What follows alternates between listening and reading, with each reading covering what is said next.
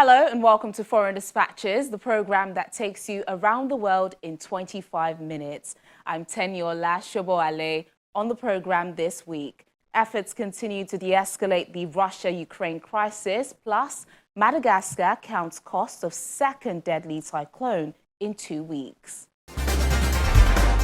The French president this week visited Russia and Ukraine, adding to diplomatic efforts to try to deter Russian President Vladimir Putin from launching an invasion of Ukraine and find a way out of the growing tensions. While both sides talk and then plan for more talks, troops continue to build on Ukraine's border and on NATO's eastern flank. French President Emmanuel Macron arrived in the Ukrainian capital Kiev today after almost 6 hours of talks with Russian President Vladimir Putin. The two men met and shook hands at Zelensky's official residence before sitting down for talks.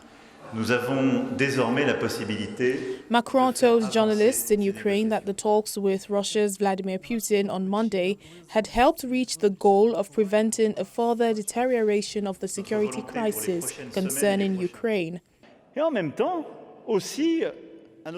Our desire for the following weeks and months is for the situation to stabilize and for us to be able to re-engage through new mechanisms of guarantees a sustainable de-escalation. In this context, the calm that you demonstrate, the reflection from all participating parties, both in words and in actions, are indispensable. Ukrainian Foreign Minister Dmytro Kuleba said ahead of the talks that Ukraine is looking forward to discussions with visiting French President Macron on Russia, but will not be forced to cross its own red lines. He did not specify which red lines he was referring to, but Kiev has repeatedly said it would oppose any negotiations over its fate without its participation or any deal with Russia that interfered with its rights to join alliances such as NATO. As for the security situation, we do not see any withdrawal of the Russian Federation troops from the border with Ukraine. We don't see any de-escalation efforts by Russia.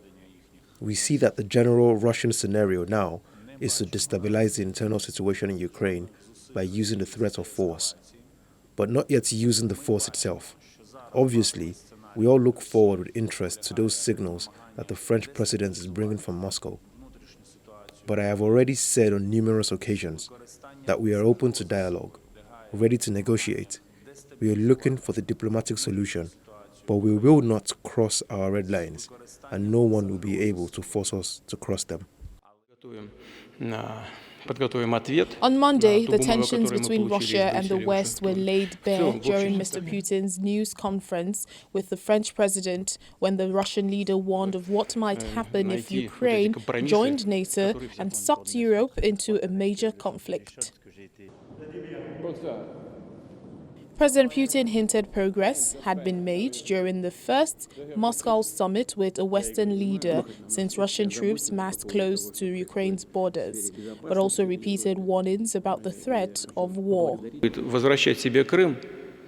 If Ukraine will be in NATO and tries to retake Crimea militarily, European countries will automatically be drawn into military conflict with Russia. Of course, NATO's armament potential and Russia's are not comparable. And we understand that. But we also understand that Russia is one of the leading nuclear powers and ahead of many countries in its modernity. There will be no winners. The French president is here torturing me for hours with questions, guarantees and proposals to solve the problem. I think it is a noble mission, and I'm grateful to him for all of his efforts. So on our part, we will do everything to find a compromise that will suit everyone. Western countries have already rejected a number of Moscow's demands, including that the NATO Defense Alliance rule out Ukraine becoming a member and that it reduces its military presence in Eastern Europe. They have instead suggested other areas of negotiation, for example, talks on cutting back nuclear weaponry. Making his visit to Washington. Meanwhile, President Joe Biden met the German Chancellor Olaf Scholz in Washington on Monday and threatened to shut down a key Russian gas pipeline to Germany if Moscow invaded Ukraine. Germany and the United States, together with our allies and partners, are working closely together to pursue diplomatic resolutions of this situation. And diplomacy is the very best way forward for all sides, we both agree, including best for Russia, in our view. And we have made it very clear we're ready to continue talks in good faith with Russia. Germany has also been a leader in pushing de-escalation of tensions and encouraging dialogue through the Normandy format. But if Russia makes a choice to further invade Ukraine, we are jointly ready, and all of NATO is ready. If Russia invades, that means tanks or troops crossing the border of Ukraine again. Then there will be no longer a Nord Stream 2. We will bring an end to it. German Chancellor said the United States and Germany had the same approach to Ukraine, Russia and sanctions, but did not directly confirm the Nord Stream 2 plans. As I already said, we are acting together. We are absolutely united, and we will not taking different steps. We will do the same steps, and they will be very, very hard to Russia, and they should understand. Whether the US and Germany are on the same page over the $11 billion project has become a crucial question as the two nations lead NATO allies in pushback against Russian President Vladimir Putin. Meanwhile, the USS Harry S. Truman, an aircraft carrier as long as New York's Empire State Building is tall, is a formidable presence in peacetime. But as tensions grow between Russia and Ukraine, it's now in the Adriatic Sea, leading an operation backing up NATO allies. The Neptune Strike Group, along with several other NATO allies, is in the Adriatic Sea for coordinated maritime maneuvers, anti-submarine warfare training, and long-range strike training. Its exact location is kept a secret, but it's feasible. The Nimitz-class aircraft carrier Truman could be used to further bolster America's NATO partners if aggressions break out as tensions grow between Russia and Ukraine. Commander of the Carrier Strike Group 8, Rear Admiral Kurt Renshaw, says his team is prepared and ready to operate anywhere in the world. We're ready to operate anywhere, and we planned to be on an extended deployment when we left Norfolk, and we plan to be able to operate wherever we're needed most. So we're needed here most right now, and that's part of what we're doing, operating with NATO. And we're prepared to stay here, and we're prepared to go anywhere that the Secretary of Defense and our National Command Authority need us to go. The United States has also deployed nearly 3,000 extra troops to Poland and Romania to reinforce Eastern Europe NATO allies in the face of what Washington describes as a Russian threat to invade Ukraine. Russia has massed more than 100,000 troops near Ukraine's borders. It denies any plan to invade its neighbor, but says it could take unspecified military measures if its demands are not met, including a promise by NATO never to admit Kyiv. The change to the forced posture, so where do we have troops in the alliance continuously in the different nations, is the debate about that is the result of the things that are ongoing now. So yes, we are looking at it. There might be changes in the future as a result of these developments. We're talking about more than 100,000 troops now that are being built up. Not only the fighting forces, but also more and more the forces that is necessary to support those forces. So you have to think about hospitals and other things that are necessary. If you're really considering an invasion, you actually need more than the fighting forces. And that is something we also see now more and more being gathered along both the borders of Russia with Ukraine and Belarus with Ukraine. So that in itself is very concerning. If you look at the buildup of the forces, Russia could be able to actually have sufficient forces for a serious invasion, of which I don't know whether it will happen. Let me be clear on that, because I don't know of a decision of Mr. Putin. But if you look at the buildup of the forces, it is possible to have that sort of an operation on the Russian side by the end of this month. And whether they do that, whether they have the true intention or not, is something we don't know.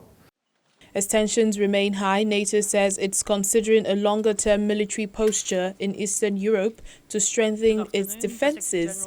No final decision has been made on that, but there is a process now going on within NATO, also, of course, in close consultation with our military commanders, to adjust our presence in the eastern part of the alliance, to further strengthen our deterrence and defense. If Russia really wants less NATO close to the borders, they get the opposite. I reiterate today my invitation to Russia to sit down and to negotiate and talk in good faith. We are ready to discuss a wide range of issues, arms control, disarmament, transparency, and we have conveyed to Russia a document listing all the issues where we think it's possible to find a common ground. We're ready to listen to their concerns, and they should de-escalate and sit down with NATO and NATO allies and find a peaceful political way forward. NATO defense ministers are expected to discuss reinforcements at their next meeting on February 16 to 17. Western governments have urged Moscow to withdraw troops from Ukraine's borders, especially if Russia wants to see fewer deployments in eastern NATO allied states. As fears grow over possible Russia invasion, some Ukrainians are taking their safety into their own hands. In the eastern Ukrainian city of Kharkiv, officials say the demand for military and self-defense courses has increased dramatically among civilians. During the week, Victoria Makarova from the eastern Ukrainian city of Kharkiv works as a construction manager. On weekends, the 44-year-old is learning how to be a soldier. As tensions between Ukraine and Russia mount, women like Makarova are taking courses to learn how to use guns, do first aid and perform martial arts skills. Recently, we have been getting news about the Russian troops that are amassing at our borders, and there is a huge danger we will be invaded again. We're not going to run away and abandon our beloved city. This means we have to learn how to defend it. According to Igor Pushkarev, a veteran of the 2014 conflict in eastern Ukraine and who organizes military training courses for citizens, demand for such courses is growing. Every time Russian aggression grows, the people's motivation increases. They obviously want to refresh their skills and learn new ones. Fears have been mounting in the West that Russia may try to attack Ukraine after gathering tens of thousands of troops near the border. Ukraine has sought to calm fears of an invasion. On Sunday, Foreign Minister Dmytro Kuleba urged people to ignore apocalyptic predictions, saying his country was strong and had unprecedented international support. His words, however, are not much comfort to those living on the eastern front line. Lilia Ivseyenko lives in Signal village, around 18 miles from Donetsk, near the front line. She believes that it is the Ukrainian forces who are planning an offensive rather than the Russians. To be honest, there is a sense that the government forces are preparing for offense. Of course, we rely on Russia. What else can we do? No one would help us except Russia. No one. We're at the front line. We will be affected more than others. And other women who had to leave her home after it was destroyed by shelling in the past say they are living in fear. We are scared, sure. But where can we go? How can we flee? We will hide in a basement or just in a corner. More often, I just sit in some corner and pray. We pray every day for peace. Fighting erupted in eastern Ukraine in 2014 after Russia, enraged by the toppling of a pro-Moscow president amid mass street protests in Kyiv, seized Ukraine's Crimean peninsula and threw its support behind Donbass separatists. The West slapped sanctions on Russia and has now threatened more measures if it invades Ukraine again.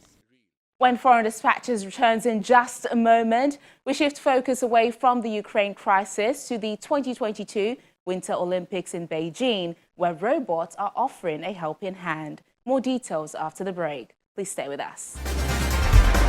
Thanks for staying with us on Foreign Dispatches. A second cyclone in 2 weeks has hit Madagascar, killing at least 29 people, displacing tens of thousands and nearly destroying entire towns. The island nation, which has a population of nearly 30 million, was already struggling with food shortages in the south, a consequence of a severe and prolonged drought. This is what is left of John Orison Fahamori's home.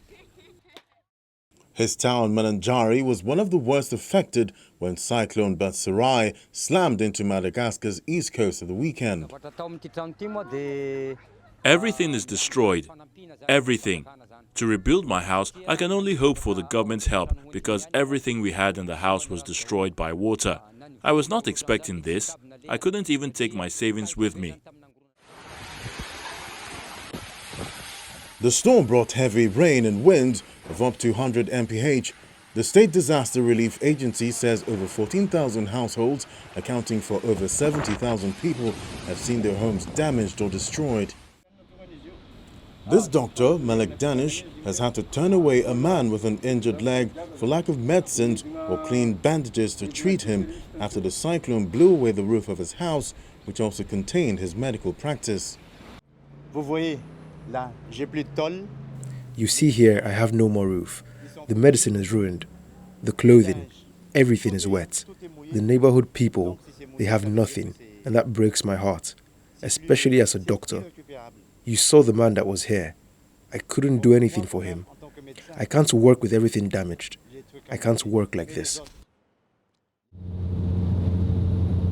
Madagascar was already dealing with the aftermath of Cyclone Anna, which made landfall 2 weeks earlier. It killed 55 people and displaced 130,000. Batsarai struck a different part of the island further south, where severe drought has already left the population in a precarious situation. The United Nations World Food Programme says crops that were close to being harvested have been destroyed, making a bad situation worse. We have 150,000 people affected, but these numbers they can easily raise. We have right now still the waters increasing in the canals, in the rivers, and people they are still at danger. We know for sure that the rice field and rice crops will be damaged, will be lost. So this is the main crop for Malagasy people, and they will be seriously affected in their food security in the next 3-6 months if we don't do something immediately and we don't help them to recover. With about 20 highways and 17 bridges damaged, access to affected areas by road is a challenge. For many residents, they await help.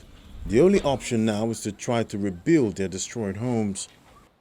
Meanwhile, the United Nations World Food Programme, WFP, says 13 million people across the Horn of Africa face severe hunger because of continued drought. The WFP says failed harvests and food shortages are forcing families from their homes, and immediate assistance is needed to prevent a humanitarian crisis. 3 failed rainy seasons have created the driest conditions since the 1980s, with forecasts of below-average rainfall set to increase suffering in coming months. We have never experienced this before. We only see dust storms now. We are afraid that they will cover us all and become our graveyard, like what happens in the desert.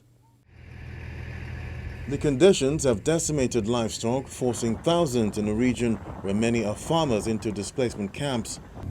Aerial footage taken nearby showed vast dusty scrubland strewn with cattle carcasses. What is particularly striking about this drought is its breadth. Livestock are dying, and that is devastating for pastoral families. Unable to find pasture, and with fodder out of reach of many, pastoralists have watched their livestock die. After 3 consecutive failed rainy seasons, harvests are up to 70% below the norm in affected areas. Now, food and water prices are skyrocketing significantly. This is affecting families' ability to buy. Staple cereal prices have risen between 3 to 5-fold above typical levels in several markets. Rising cereal prices and declining livestock prices means a sharp decline in the terms of trade. The drought is also spreading to parts of Kenya, south-central Somalia and Eritrea. Between 2010 and 2012, around 250,000 people died of hunger in Somalia, half of them children.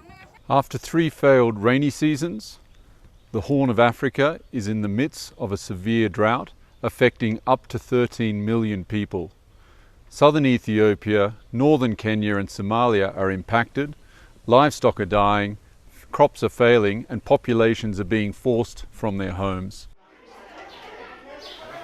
The United Nations Children's Fund says quick action is needed to avert a humanitarian disaster in the region.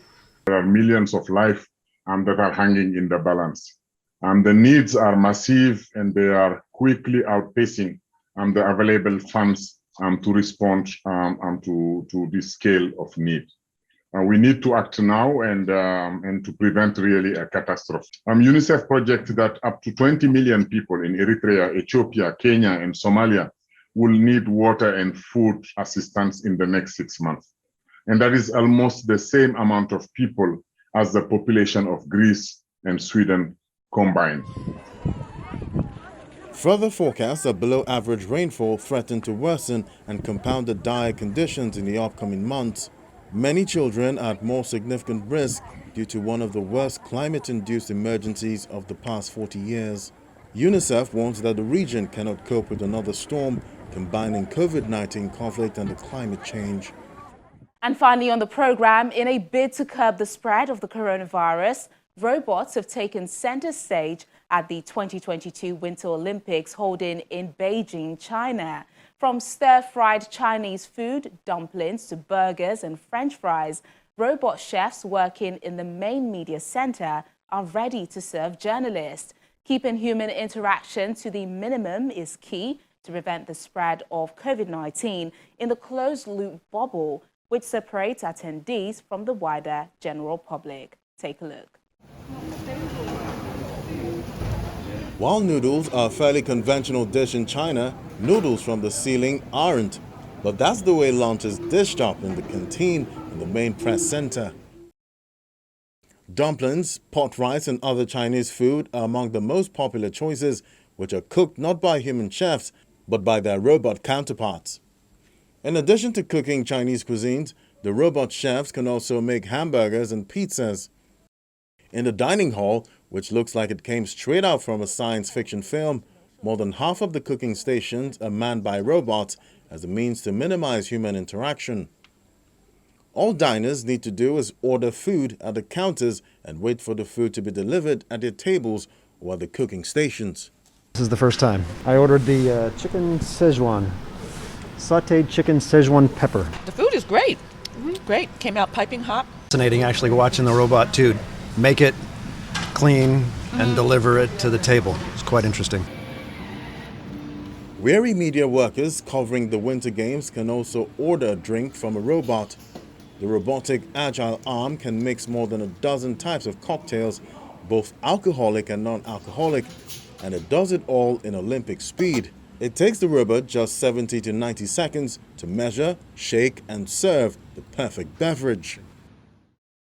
Robot chefs not only cook meals in the Winter Olympics canteen, but also appears on the streets of Beijing.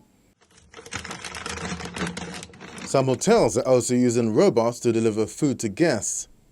The Winter Olympics has stricter COVID protocols for visiting media, athletes and officials than Tokyo, with everyone confined to a bubble which they cannot leave, and no interaction between those inside it and those outside of it. Only those who undergo a 3-week quarantine upon arrival can work outside the bubble, although they cannot come back into it. However, unlike Tokyo, domestic spectators are allowed to attend events. Well, this is where we say goodbye till next time, but remember, our top stories are never far away. You can catch them on channelstv.com. Thank you so much for watching the program. I'm Teniola Shobowale. Bye for now.